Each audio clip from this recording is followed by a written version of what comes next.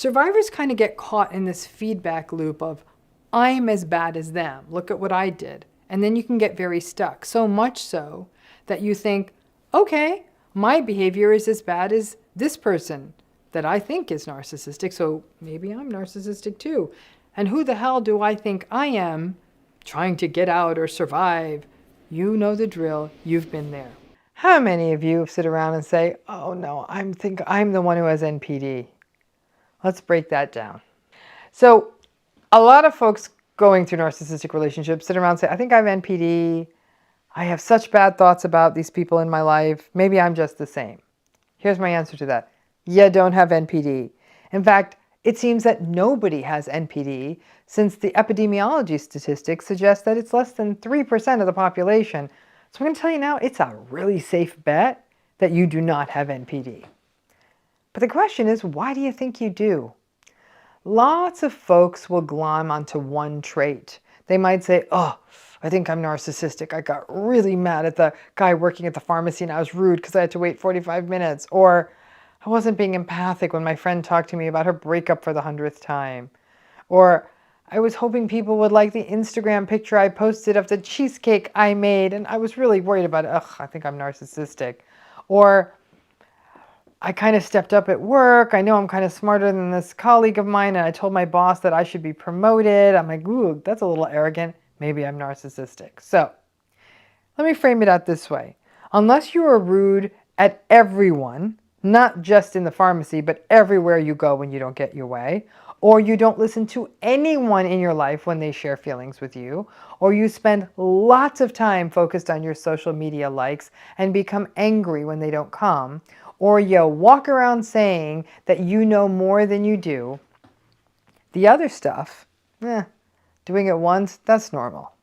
It certainly doesn't mean you have NPD.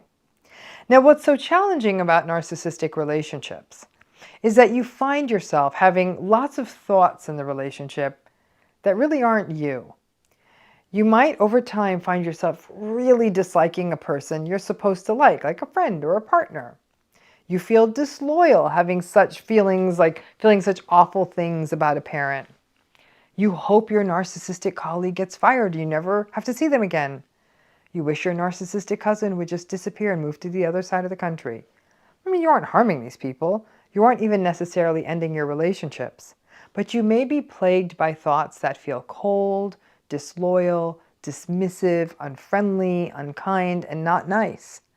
But you have these thoughts because these people have been treating you badly in the relationship for a long time. It's constant invalidation and confusion and pain with some good days peppered in there.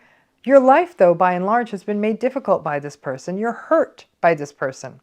You've already spent so much time defending their behavior, but those dark thoughts get into your head, and they do not feel good.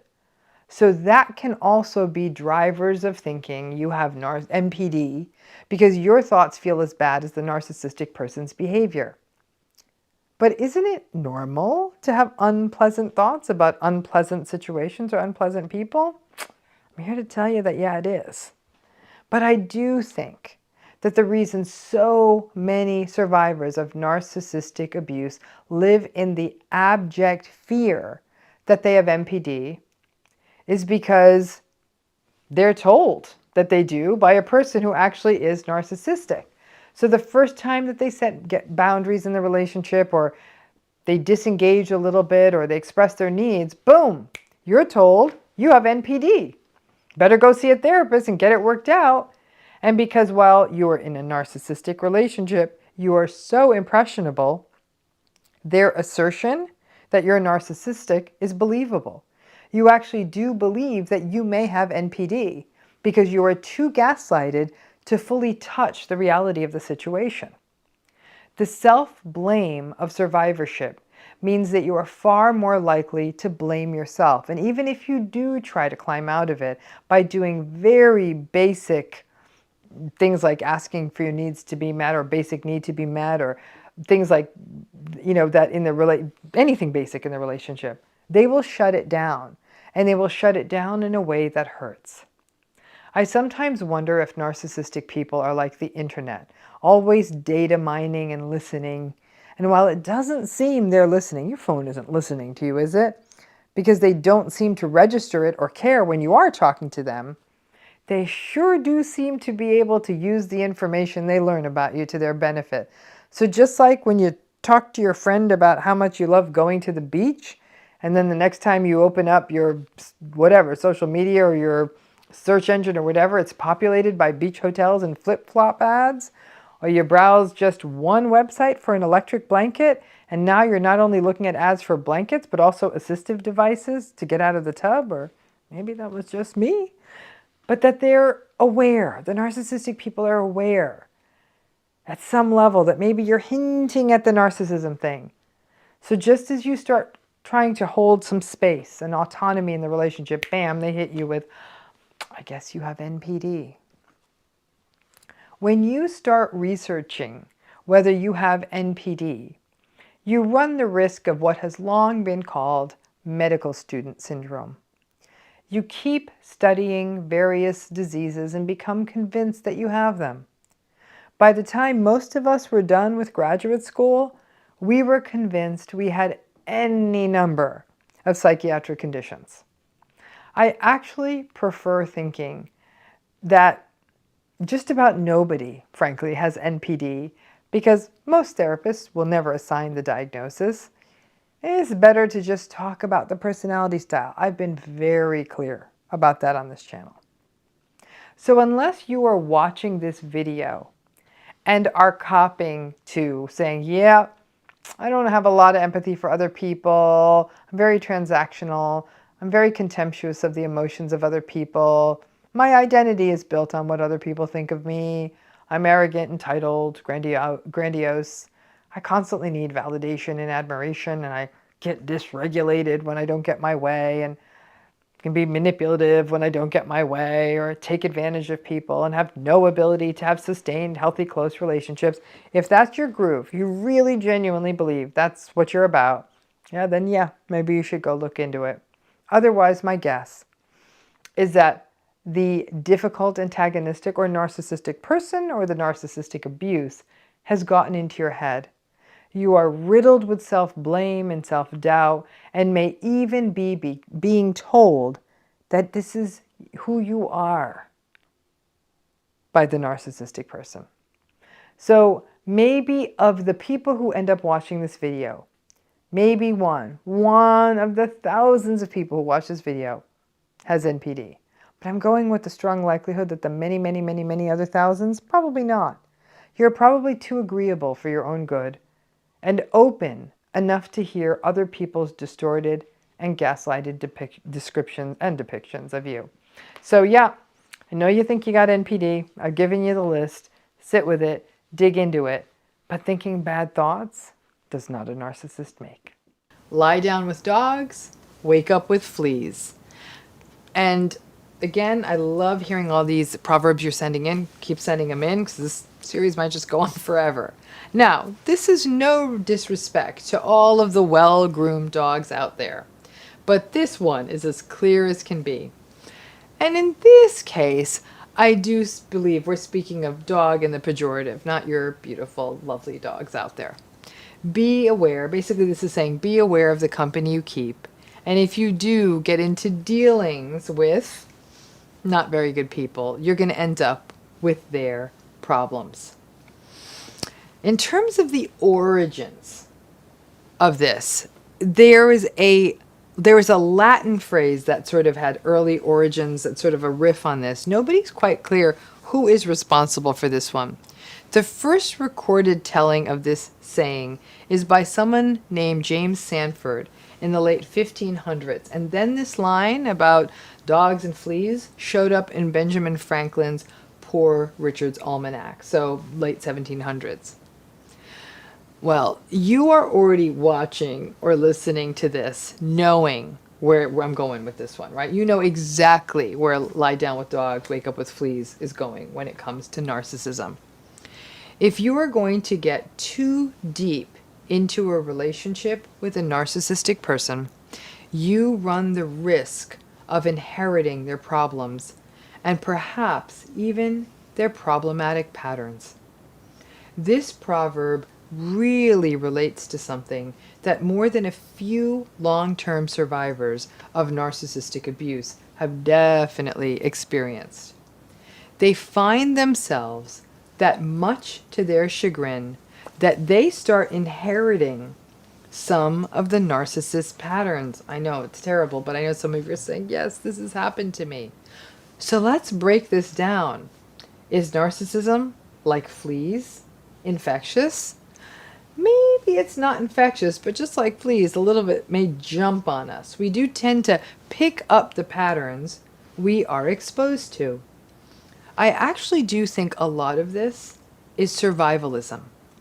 If you are going to be heard, or if you're even going to try to get heard in a relationship with a narcissist, you may find yourself having to interrupt them. And the risk is then that you will learn to interrupt people outside of this relationship just as you interrupt them and they interrupt you.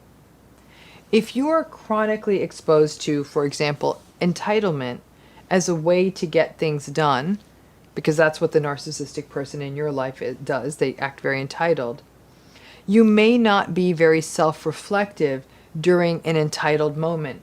You may, and because these relationships are stressful too, you might be at risk for maybe demanding an appointment or throwing a fuss when you are waiting in a store, or expecting to maybe duck out of waiting in line because you're so busy. Just because this kind of entitled behavior almost gets normalized. It may not be that you're entitled, but it's just sort of what's been happening around you for so long. You may find yourself monopolizing a conversation and not really meaning to. And this may be because you are never, ever heard at home, and just the opportunity to talk with other people may be the first time you are being heard in a long time. So as a result, you may just sort of find yourself talking because like, oh, people are listening. If this is a business relationship, sadly, it's very easy to learn dodgy business or unethical business work practices if that's how you're taught or that's what you've observed working with someone for a long time. If you have a mentor or a boss who does things in a shady way, you may not even know that the stuff they're doing is shady and do it this way if it's just how you were taught or what you've always seen. And even if you do know the right way, enough time spent working in an ethically dodgy place can really acclimatize you to these patterns. More than a few clients with whom I have worked over the years have said that on top of the grief of the narcissistic relationship, which is sort of a standard feature, and the many losses and the shame, there's also this sort of compounded shame of recognizing that just by being in this relationship, you inherited some of the bad narcissistic habits. Please be kind to yourself, because it's not surprising. Any of us who've been exposed to this, we picked a little bit of it up. If you live with someone who eats a certain way, for example, you may start eating some similar foods, right? That happens, so we don't judge that. If you live with someone who might use a certain slang, you're going to pick up their slang. And given that picking up some of these habits may not only just be the slow indoctrination, frankly, of any relationship, when we start picking up the unhealthy patterns, like I said, it may be simple survival. To live for a long time with a narcissistic person, in a way, is that you become strangely selfish just to get some of your needs met. Otherwise, you're not ever going to get them met, right? You don't have the luxury in this kind of relationship of waiting your turn. If you don't grab up what you can quickly, you will be left high and dry, and you'll honestly slowly starve to death. There's sort of a loss of delicateness and circumspection that comes from being in these relationships because, like I said, you're trying to survive. Lie down with dogs, wake up with fleas, right? In addition, over time, you may start getting so habituated and acculturated to narcissistic habits, and there's a real risk of that happening, especially if you grew up this way. You stop seeing what is unhealthy You may not notice the gaslighting when it's happening because it's always how people have communicated with you. You may not recognize manipulation and actually even engage in it sometimes because it's how you learn to get needs met when there is no other way. You may find that you have a much shorter fuse with regard to getting angry because you spend so much of your life in a state of frustration, and rage is the norm in your household. But there are another form of fleas that come from these relationships, and that is these really unhealthy patterns of self-devaluation, self-deprecation, and the self-shaming that come out of being in these relationships. People lie down with the proverbial dog, in this case, the narcissistic person, and find that they have internalized the voice of the narcissist. In essence, they don't just wake up with the fleas, they've swallowed the fleas. They find themselves putting themselves down in the same way that the narcissist does. After a while, the narcissistic person doesn't need to gaslight them. The person is gaslighting themselves, right? It's almost like you're doing the narcissist dirty manipulative work on yourself. You start walking around reflexively saying, oh, I'm so stupid. I know I never put things away the right way. That's why I can't find anything and nothing gets done around here. It's because I'm an idiot. So now you are doing the narcissistic person's work for them. You're just getting ahead of it and gaslighting yourself and devaluing yourself. You may blame yourself for what is happening in the relationship, which is very, very common for people in narcissistic relationships. I wasn't clear enough. I'm the one who's always tired. That's why I'm just not affectionate enough. I'm not showing them enough love. I know I can be very grumpy at the end of the day. And that fosters the dissonance and the stuckness that characterize these relationships. This self-devaluation is the ultimate set of fleas that come from these relationships. And this self-hating language will stick around long after the relationship is gone. Anyone who grew up like this, you know how long this self-devaluation language sticks around. These are the fleas you're never able to get rid of. This self-invalidating language is, like I said, exactly like fleas. Impossible to get rid of, no matter how many psychological baths you take. And to me, this is honestly the worst legacy of narcissistic relationships, that you hold on to those self-devaluing kinds of words, and you may pick up a few bad habits and really, really live the proverb that when you lie down with those darn dogs, you do wake up with fleas. So the trauma bond has so many different variations and faces. Let's talk about the anger and self-loathing trauma bond. The trauma bond is generally created by an alternation and vacillation going between periods of normal and unhealthy. And these backs and forths can be between really good and bad. A fun partner where you have some good days, for example, alternating with them cheating or just being an overall a-hole. Or between normal and bad. Nothing fancy, but just a normal-ish person, but then who will fly into rages or give you the silent treatment for things that they weren't raging about the day before. Or the trauma bond may be a vacillation between bad and really bad. A relationship that never feels good, but some days they actually don't yell and humiliate you, and other days they do. The trauma bond comes from a place of attempting to make an attachment to an unstable person or situation. And so typically, like I said, it quite often happens in childhood. It can, and that's where it's most pronounced. In adult relationships, it can happen as well. And it always creates a sense of cognitive dissonance. And we make excuses to reduce that tension, and then we get stuck. But there is another darker twist on the trauma bond that I don't talk about enough, but some of you may be experiencing. In my healing program recently, we finished a month on anger, right? The anger anyone who has been in a narcissistic relationship experiences when they think about the relationship, right? Anger is not just a narcissist game. We feel anger too. These relationships make us angry, right?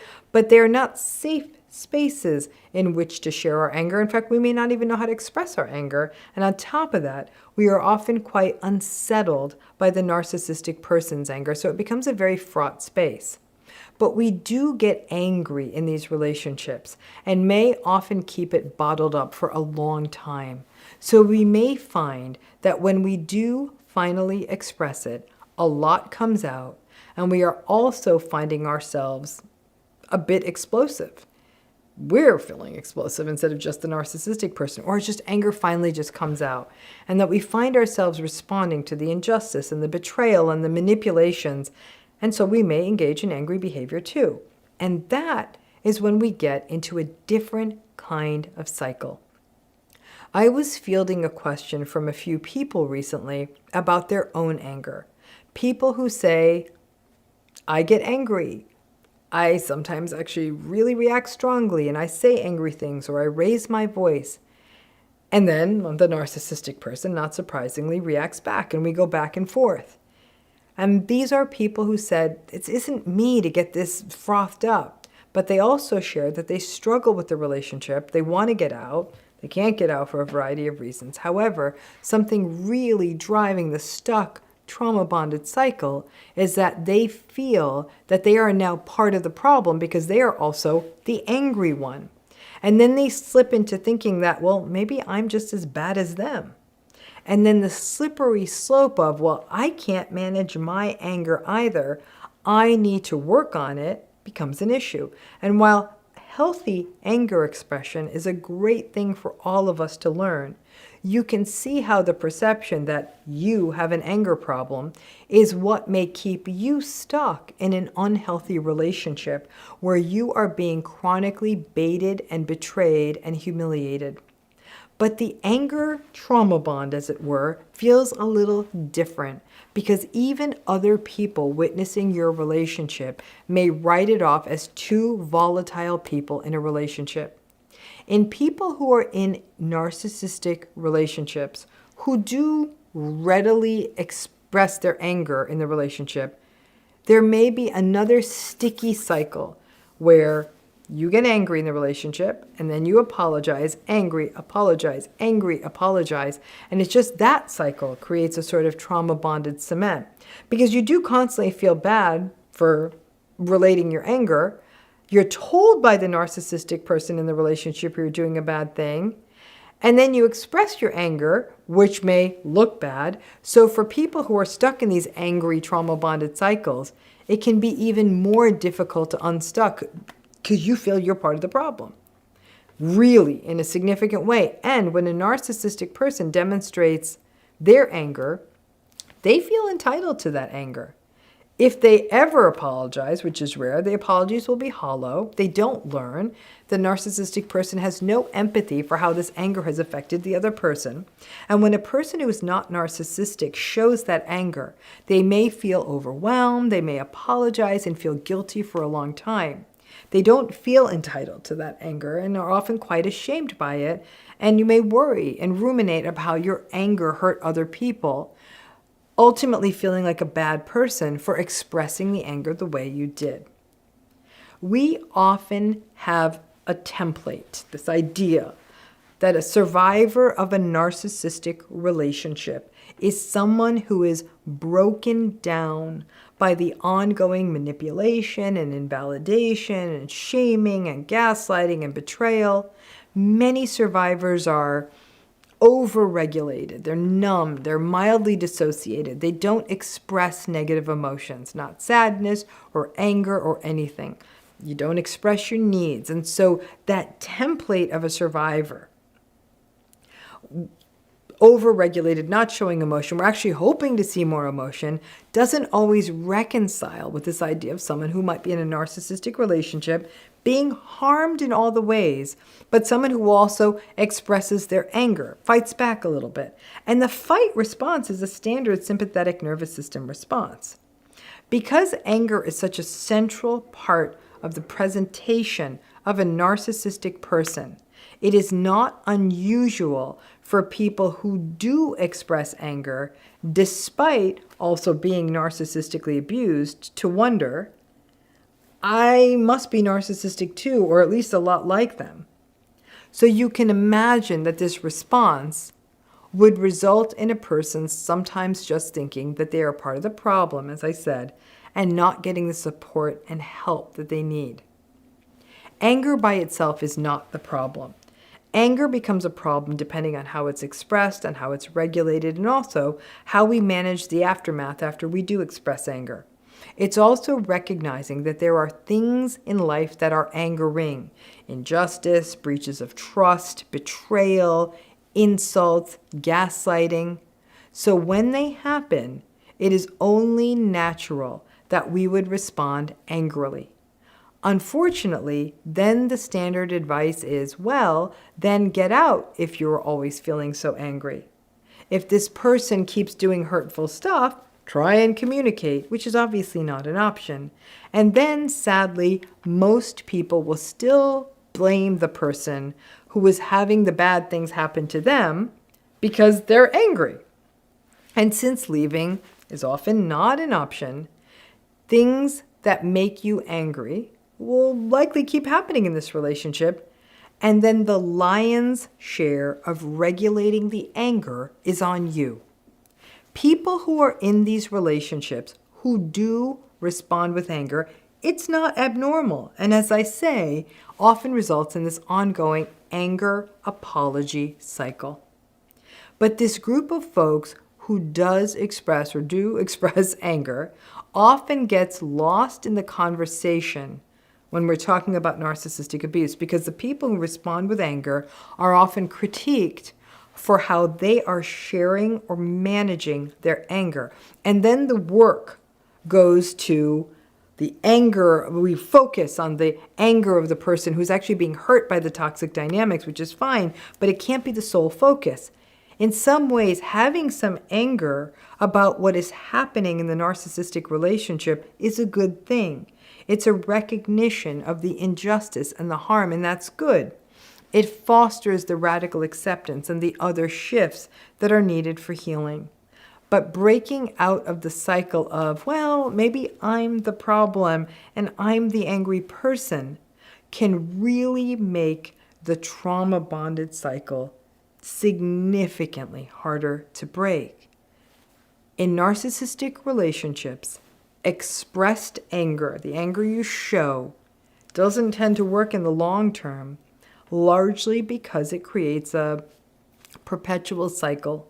They keep doing invalidating things, you respond with anger, back and forth forever, and it often escalates.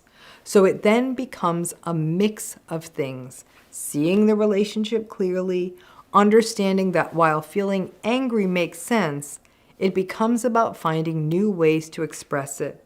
It becomes about disengagement and radical acceptance, and then figuring out next steps. But if you see this pattern in yourself, and especially if you sense it is bleeding into other places, for example, you find yourself just generally feeling angry most of the time, or a general sense of irritability, or that your fuse is getting shorter and shorter with people who aren't doing the things that the narcissistic person is doing, or that your anger is just getting more and more reactive, then seeking out help and self-awareness become absolutely key. Anger, as I said, is a normal emotion. But in a narcissistic relationship, it gets very messy. It's a part of grief, it's a part of depression, and it is definitely a part of the process of being in a narcissistic relationship. So this video is about a question that a lot of people grapple with, which is, what are things you did in the narcissistic relationship that you are not proud of? Now, so for most of us, this is a long laundry list, and let me share some of the good ones that I've heard, and I'll own it that I've done some of these things. You screamed as loud as they did. You called them bad names. You wished they were dead. You would try and make them jealous of you. You would sometimes use a little silent treatment yourselves, and when you saw they were calling, you'd ignore it for a while just because you couldn't deal with them. You lied about some stuff you did in the relationship. You had an emotional affair. You told their friend or a family member or an associate something bad that they did in your relationship. You deliberately didn't tell them about something like a dinner or a get-together until it was too late for them to come. You created a fake social media or dating profile to monitor them or even trick them. And I am sure you have others that you've done. I have dozens more that I've been told by many folks in these relationships. Some of you may be reading these and saying, yeah, I did some of these. And you know what, Dr. RAMANI? So what? It felt like war. And I felt vindicated, and I felt it was necessary. And I had to engage in tactics to feel sane. For example, the fake social media profiles that would catch them in their lies and help you ungaslight yourselves. Or the not understanding what gaslighting was initially, and you were initially yelling because your reality was being denied. Or the desperately wanting to be seen and hoping that maybe a little bit of triangulation by making them jealous could do it. Or that you were absolutely exhausted about your narcissistic parents' toxic phone calls, so you would avoid them. And if you are at a point in your healing and mentally there with this stuff and can contextualize it, and you have some self-compassion, then good. Because yes, this is the problem with survival. Survival's messy. It's never graceful. But a lot of people who have been through narcissistic relationships look back at themselves or currently look at themselves and their behavior and say, oh God, oh, that was not okay. Like, I was not behaving that great either. Or you might even look back and say, who was that? And then you might wonder, if I try to rationalize it, then aren't I as bad as them? Survivors kind of get caught in this feedback loop of, I'm as bad as them. Look at what I did. And then you can get very stuck. So much so that you think, okay, my behavior is as bad as this person that I think is narcissistic. So maybe I'm narcissistic too. And who the hell do I think I am trying to get out or survive? You know the drill. You've been there. And you can get really caught in the space of, well, if I rationalize my bad behavior, for example, my emotional affair, my lies, my yelling, well, isn't that what they're doing? Rationalizing their behavior? And if you get caught in that way of thinking, first of all, good for you, because you have insight and self-awareness and the capacity to self-reflect. So maybe it is not about rationalizing behavior, but understanding it.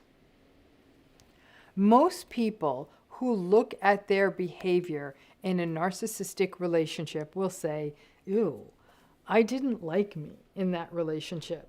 Or I still don't like me because I am in this relationship. So let's break it down. Their behavior is only one part of the relationship. We have behavior in the relationship too. It can help to take a minute and reflect on the why of the narcissistic person's behavior. Why do they do what they do? And you know this. It's to push down their shame, to protect their fragile ego, to pump themselves up. Yes, it is self-protective. The fragile insecurity and shame within, they need grandiose defenses like arrogance and entitlement. And the intense self-protective focus magnifies the lack of awareness of others, and people with narcissistic personalities do what they need to do to feel on top and regulated regardless of what the cost is to other people. That's pretty much it. The challenge is that while we can understand this from the outside and analyze it, many narcissistic people don't quite get there for themselves. They don't see this, and any suggestion that they are fragile inside is met with rage instead of vulnerability. And that is the eternal struggle. So what was your why for the kind of icky things that you did in the relationship? Really ask yourself that. Listen, remember the core of healing, that we have to hold space for the multiple things that are true in these relationships, the good, the bad, and the indifferent, and be able to hold on to all of that simultaneously, which cognitive dissonance makes very difficult. So, what was your why? Not as a rationalization, but as a place of understanding. Were the lies about safety seeking or protecting something that mattered to you? What was the screaming back at them about?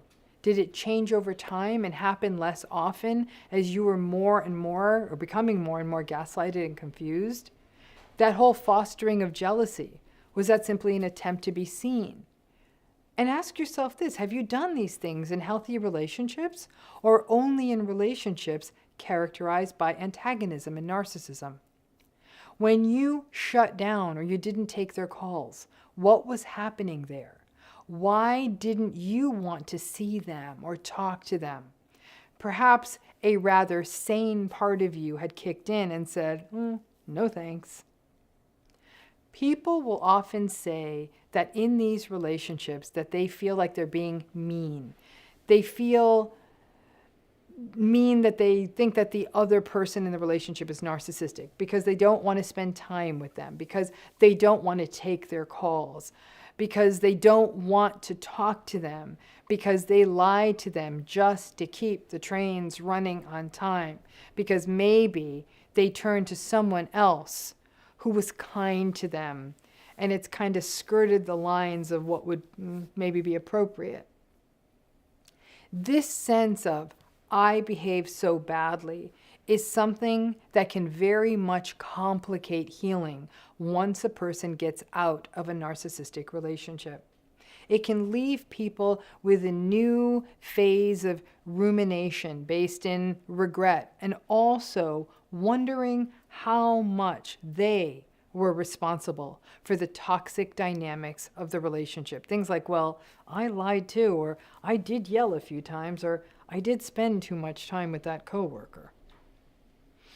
As a therapist who works on these kinds of cases, my role is to hear what happened. And believe it or not, most clients actually don't come into therapy and complain about the narcissistic person for the entire session, or give me a laundry list of everything that the other person in the relationship did wrong. By and large, people who come in to talk to me, who are going through these narcissistic relationships, come in and talk about their feelings, their sense of falling apart, their emotions, and above all else, they're wanting to be sure that they aren't the ones who are doing something wrong, that they aren't the problem. They may share a terrible scenario of abuse or meanness or manipulation that occurs in the relationship and represents one of many, many such episodes, but still bring it back to, am I seeing this wrong? Maybe I'm the one who's being unrealistic. Maybe I'm also to blame. After all, I did lie about meeting my friend for coffee. And then when I ask the client, what do you think compelled you to lie about the friend and the coffee? They'll say, she's such a good friend. And he always says such terrible things about her. I just can't listen to this. I care about her so much. I got home at the same time as usual because I didn't take lunch so I could meet the friend for coffee, but I just didn't want to hear my good friend be criticized. Listen, I'm not here to get into the philosophical elements of lying. If you've been through one of these relationships, you know what this is about. A philosopher would say it is still a lie. A trauma-informed therapist would probably frame it in a larger context. Maybe the only way that survivors can set themselves free is to not only keep harping on how terrible their own behavior is, but also to stop focusing on how bad the narcissistic person is, and instead to just keep the focus on the behavior that's happening in the relationships that did not feel good, that did not work, that did not feel safe, that felt like betrayal. Bad person, good person, that's not the issue here. It's what happened in the relationship. Didn't work, that it undercut your trust. And as it kept happening, even when you tried to address it, it kind of qualified as relational trauma. You didn't feel safe in the relationship. And when we don't feel safe, we don't behave as well as we can, or we engage in survivor behaviors. And those are never elegant things we do. We do messed up things to be seen, to be heard, to create safe spaces, to escape. The things we need can't be gotten directly. And then the ways we get them can sometimes leave us feeling like we did a bad thing. And let's say it all together now, you can't win. This is not meant to be a get yourself off the hook video. Only you know how you behaved in the relationship. This is meant to be a see it all clearly, put it in a context, and understand what survival is. Get to the core of your own why. And as yourself, how would you judge or evaluate the behavior of a friend going through a situation like yours? How would you view that? Then you, after you do all that, then you can tell me what a bad person you are. Thanks again.